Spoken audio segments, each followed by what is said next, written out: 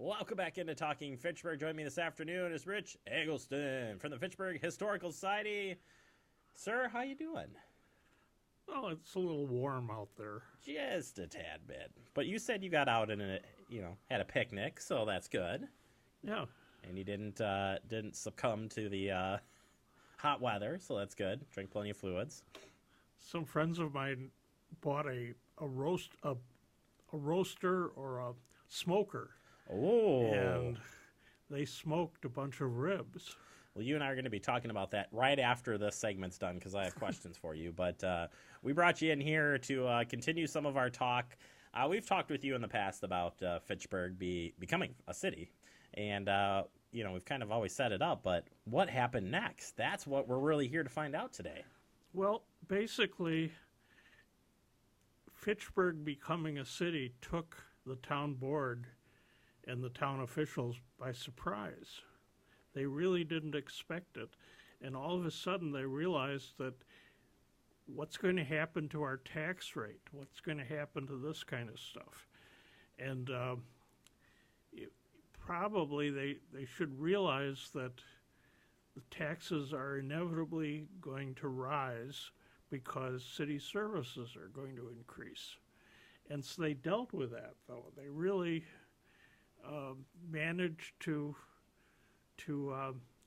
accommodate the growth. Now, you think about Fitchburg where it still is, in fact, and it's next to the second biggest metropolitan area, next to the second biggest city in Wisconsin.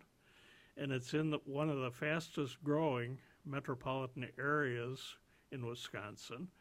And this is where the jobs are. This is where they were coming even in 1983. So we had a tremendous amount of growth that we had to accommodate. And how does Fitchburg do that? Well, in becoming a city, they created a whole new institutions to be able to do that.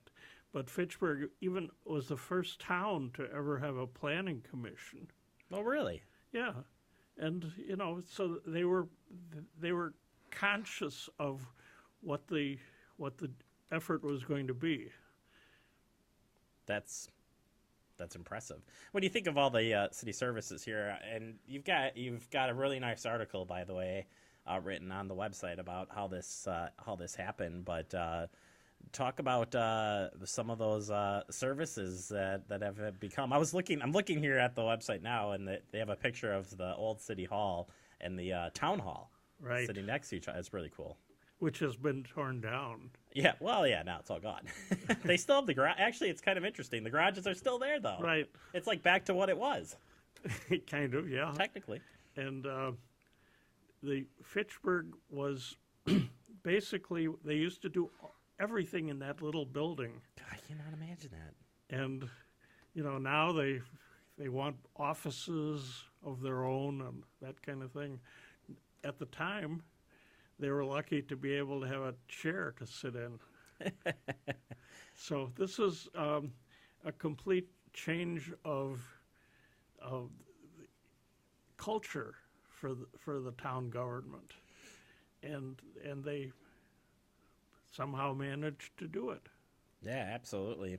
How do you know how the rural part of? So obviously, where there was a town, and you could say it was all rural at that point. Well, but that's kind of the sticking issue, because today, Fitchburg, 36 square miles, 35 and a half, 34 and a half, whatever it is, it couldn't become a city. And what would happen is that they could make it a village, part of it, and then they would want the remaining part, the very rural part where I live, by the way, to remain a town. And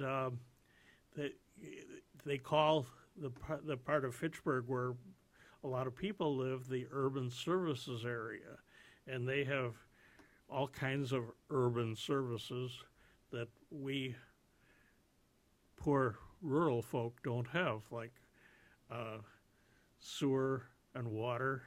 I have a well. What's that? No, I was kidding. So it's I don't know if Fitchburg at the time really believed that all this growth was going to happen. I mean, I think that it was sort of in the back of their minds, but really they wanted Fitchburg to be just like it was.